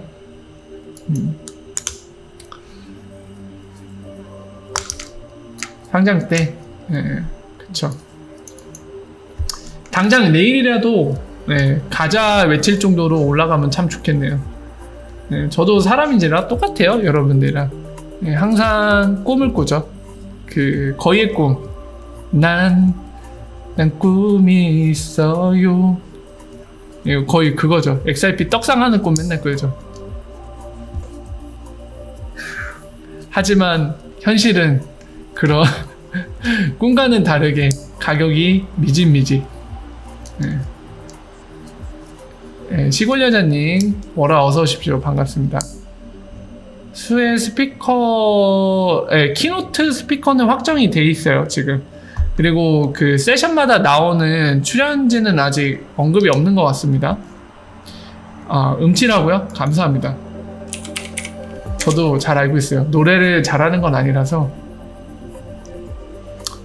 트위터에 쓴 거요? 네, 아직 못 봤는데 잠깐만요. 확인해 볼게요. 여러분들이 또 음치라고 하니까 노래를 부르고 싶어지는데 참아야겠죠? 네. 참는 게 맞겠죠? 괜히 음치라고 하니까 노래를 부르고 싶어져요.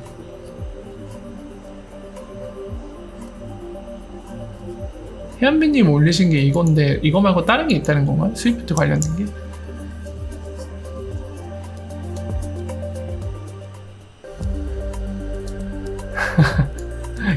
감사합니다. 칭찬 감사합니다. 그 스카이님 질문인데 만약 리플 개인 구매자들이 리플은 5년 후에 들어가도 늦지 않다 생각하고 모든 리플 개미들이 한 번에 리플을 매도해버리면 리플 회사 입장에서 회사 경영에 호재인가요? 리플사는 그런 사탕발림 농락 작전으로 조금 올려 다시 개미들 불나방처럼 꼬이게 하고 골백 번 써먹은 다시 립도석 작전 쓸까요? 모르겠네요.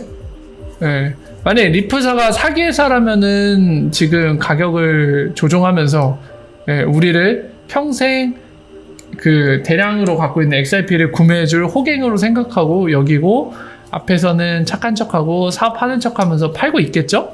근데 저는 그렇게 아직 보고 있지 않아서 물론 리플사가 사기를 절대 칠 회사가 아니다. 우리 발언과 다른 행동을 할 회사는 절대로 아니다라고는 생각 안 해요, 저도. 그래서 리플사가 잘하고 있는지 어떻게 하고 있는지 지켜보는 이유가 그렇게 생각 안 하기 때문이거든요.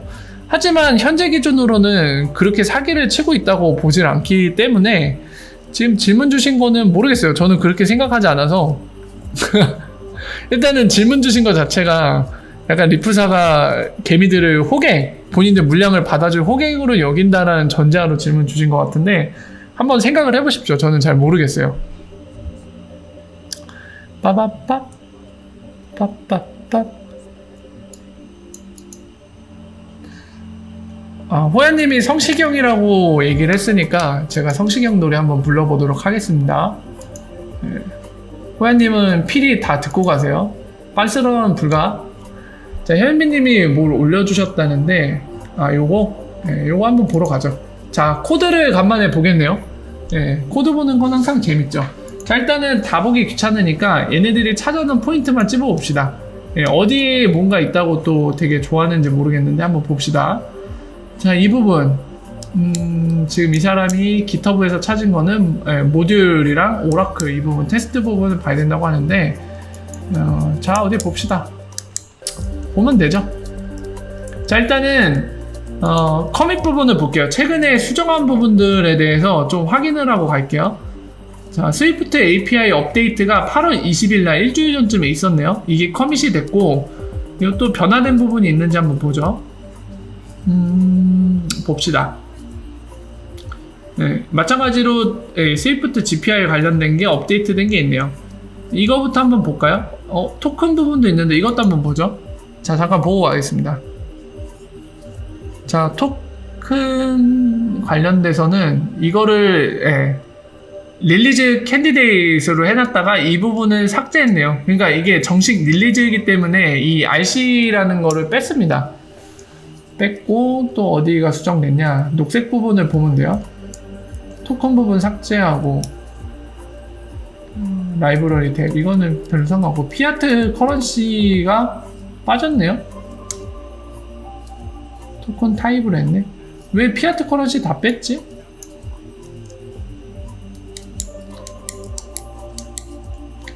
기억해줘.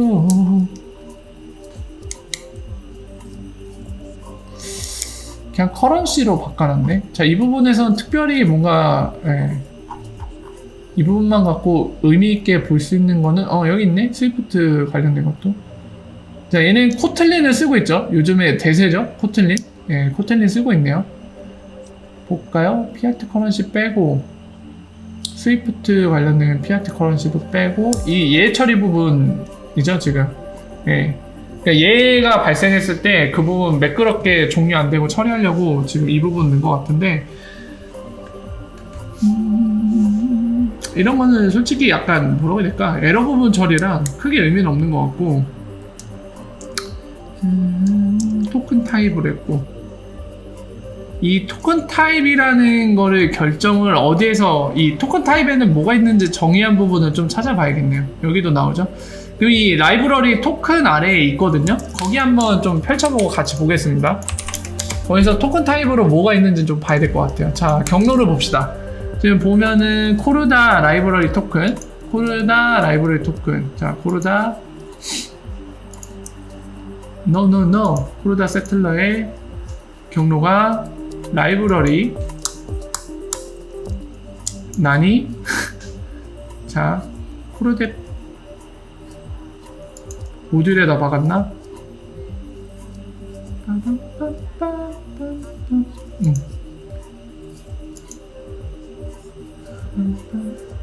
여기 아니죠?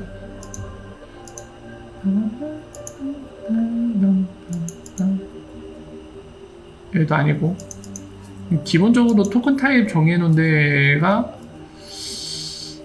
여기 있어야 되는데 어디다 박은 거야 이거?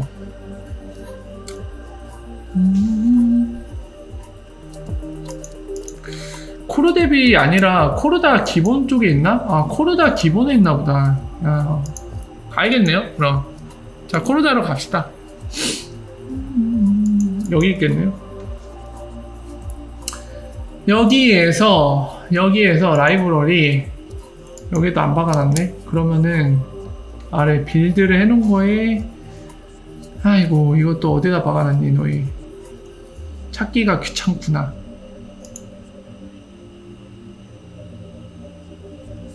기억해줘. 토큰 타입 어디다 박아놨으려나요 이 친구. 트랜잭션 타입은 있는데 토큰 타입이 안 보이네.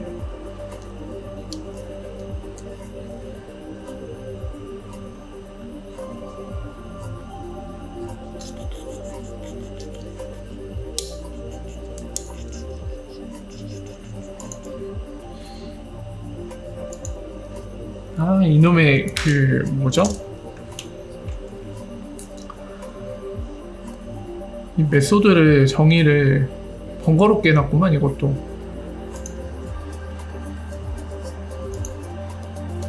자, 일단은 저기서도 한번 서칭을 할게요.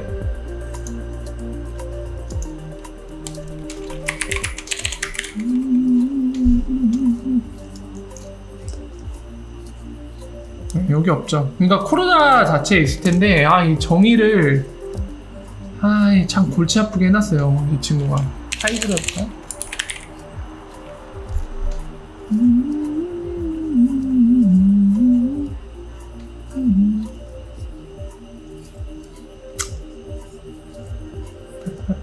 따따.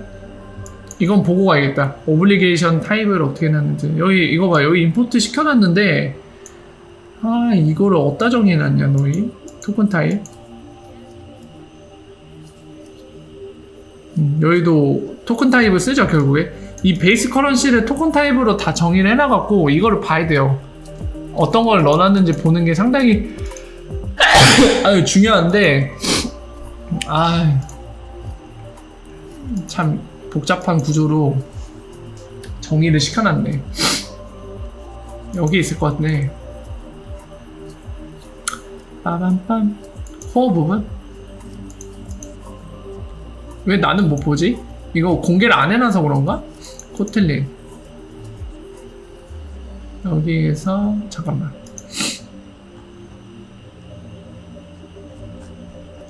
다만 이렇게 그대가 쓰는 컨트랙트 타입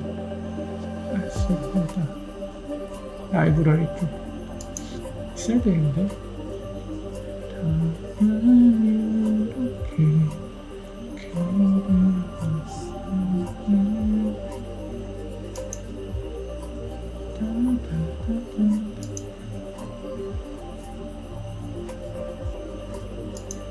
몇집에 박아놨을까?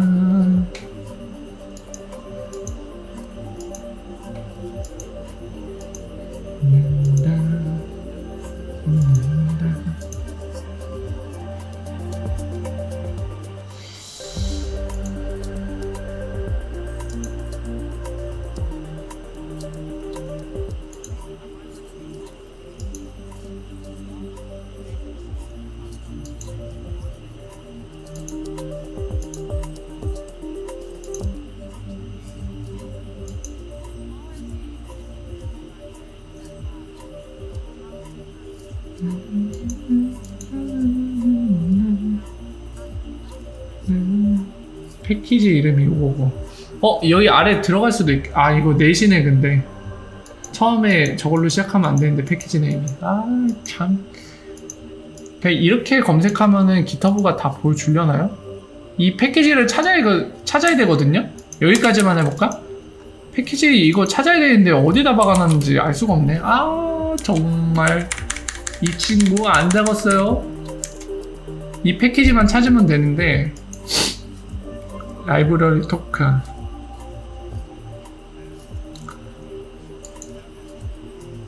빠빠빠 빠바바.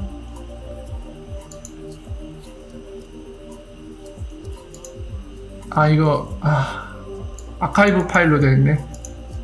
진짜 짱난다.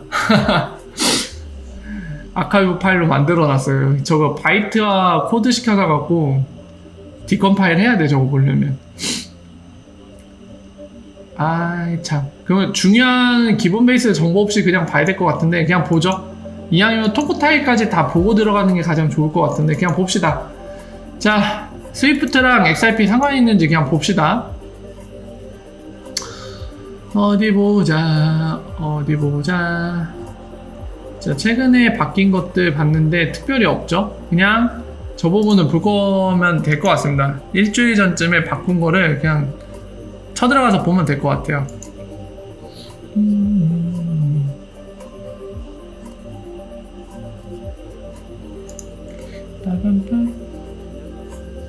네, 여기 있죠? 파이널. 네, 이거를 보면 될 것 같아요. 테스트 한 걸 볼까요? 최종 테스트.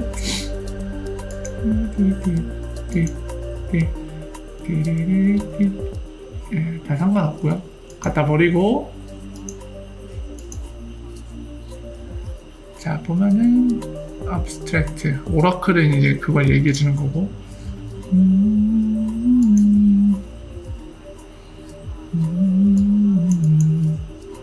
지금 영국 파운드로 테스트했네요. 네. 근데 중요한 거는 오블리게이션이죠. 그러니까 뭐냐면은 IOU랑 좀 비슷한 거예요. 그러니까 약간 크레딧 개념으로 보시면 됩니다. 오블리게이션은. 보면은 스위프트, 세르먼트 이 토큰 모니에서 영국 파운드로 결정했고 아이덴티티, 네. 정퀴 이그노. GPI 링크 여기 써있죠. 스위프트 GPI 링크 쓰는 거고, 오토매틱 API 인스턴트 쓰는 거고, 인스턴스를 만드는 거죠. 아까 말씀드린 것처럼 그래서 크레디터라고 돼 있죠. 크레딧 개념으로 오블리게이션 자체가 크레딧 개념으로 넘기는 거기 때문에 지금 그거를 코드화 시킨 거고요. 여기는 이제 받는 쪽 정의밖에 안 하네요. 받는 쪽이 어딘지 시티은행으로 했네. 지금 이거 아마 스위프트 관련된 코드들일 텐데 시티라고 적은 거 보니까 이거 시티은행 같은데? 시티은행 봐봐. 맞죠? 스위프트 코드잖아요 지금 요거. 스위프트 코드 박은 거고 시티은행 거예요 지금. 당연히 스위프트 막 이용해서 크레딧 개념으로 돈을 세르먼트 하는 거기 때문에 그 코드들이 박혀있고 다른 거는 뭐 특이사항 없고요. 아까 저 친구 본 거 요거 이건 뭔데?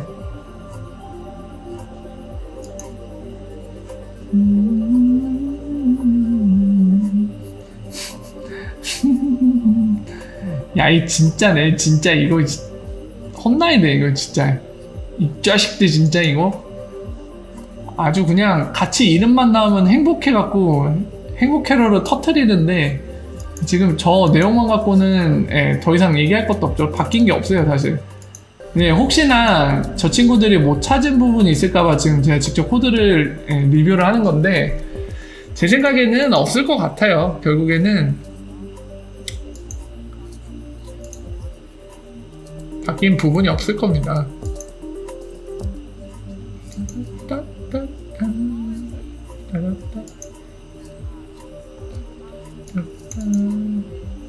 이거 구조체 정리하고 있죠. 클래스로 만들어갖고 뭐 아까 봤던 거 스위프트 코드 관련된 거 들어가는 변수들 나와있고 이거는 오버라이딩을 적용했네요.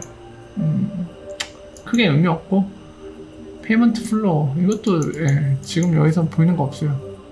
지금 또 이 내용은 또 그거네. 이 유럽 쪽에 있는 네덜란드 은행 관련된 지금 그 뭐야 페이먼트 관련된 이름이 보이는데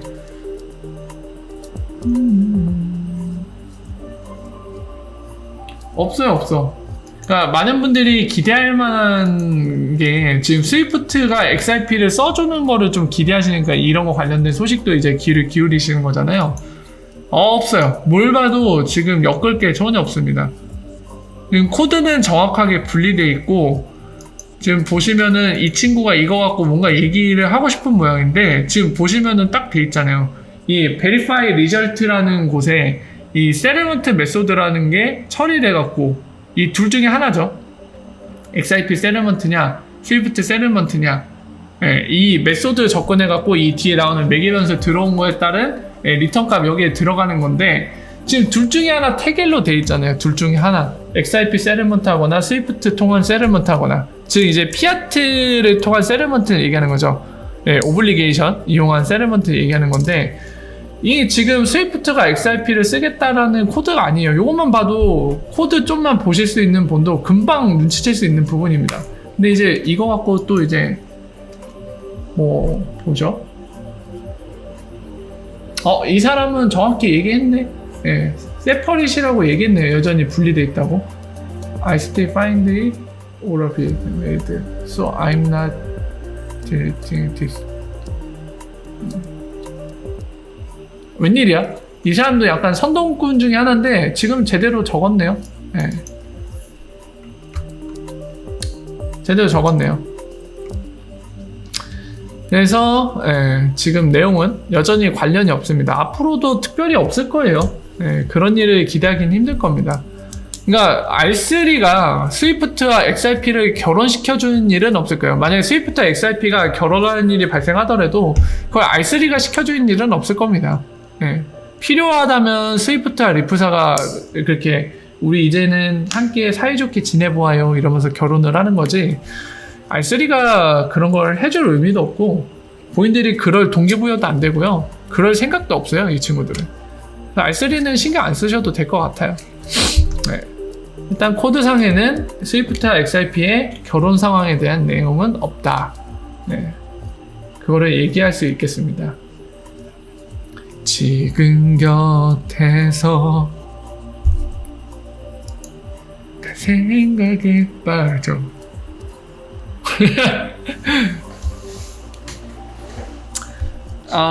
제 노래를 듣고 저를 손절하실 수도 있겠지만 그래도 왠지 자꾸 부르고 싶지? 왜 이렇게 부르고 싶을까?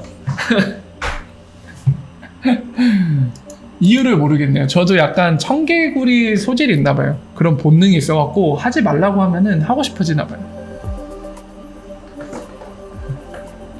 호야님 술 마시셨나 보네 오늘?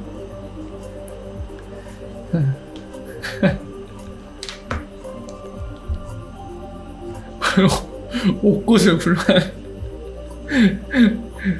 대박.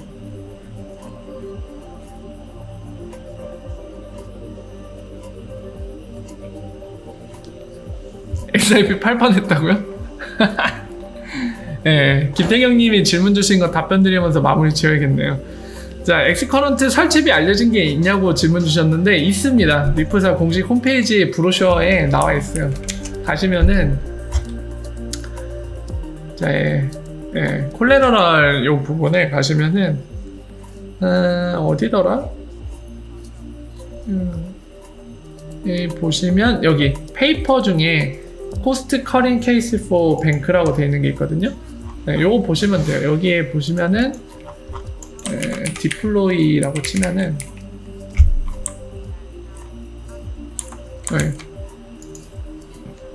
처음에 설치 비용 여기 써있죠. 처음에 디플로잉 할 때 원타임 코스트 초기 설치 비용으로 100만 단위잖아요. 밀리언이. 그러니까 이게 1000만 달러라고 되어 있는 거죠. 1000만 달러면 한 120억 정도 되겠죠. 120억 정도. 그리고 리프사가 이제 판단하기로는 이 페이백, 그러니까 투자한 거 ROI 뽑아내는 그 분기점이거든요. 페이백 피리어드. 이거 120억 쓰더라도 15개월 이내에 페이백이 된다. 그러니까 투자한 120억을 이제 이익을 봄으로써 다 그 ROI 분기점을 지날 수 있다. 예, 그 얘기를 하고 있습니다.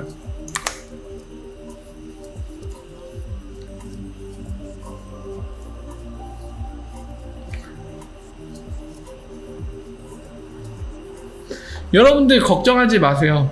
예. 여러분들이 잘 아시는 흑우가 315원에 샀습니다. 위로가 안 돼 막. 바로 흑우 핸즈, 블랙카우 핸즈가 315원에서 샀습니다. 여러분 안전합니다. 아니 근데 진짜 가격은 여러분들 예측 불가해요. 어차피 누구한테 물어봐도 미래 가격을 얘기해 줄 수는 없어요. 그냥 그 사람의 의견만 존재할 뿐이지. 뭐 너무 막 걱정이 되시면은 그냥 행복한 얘기, 행복한 꿈이라도 꾸고 싶다 하시는 분들은 뭐 차트 그리고 선 열심히 그리시는 분 중에 약간 행복 캐롤을 불태우시는 분들 거 한번 보세요. 그런 거 보시면서 위로를 받으시고 그런 건 아무런 의미도 없다 하시는 분들은 안 보시면 되고요. 근데 중요한 거는 뭐 누구한테 물어봐도 미래 가격 아무도 모른다는 거. 그러니까 진지하게 누군가 정답을 알려주세요 하는 마음으로 그런 걸 들으시러 다니시면 오히려 막 힘들기만 하실 거예요.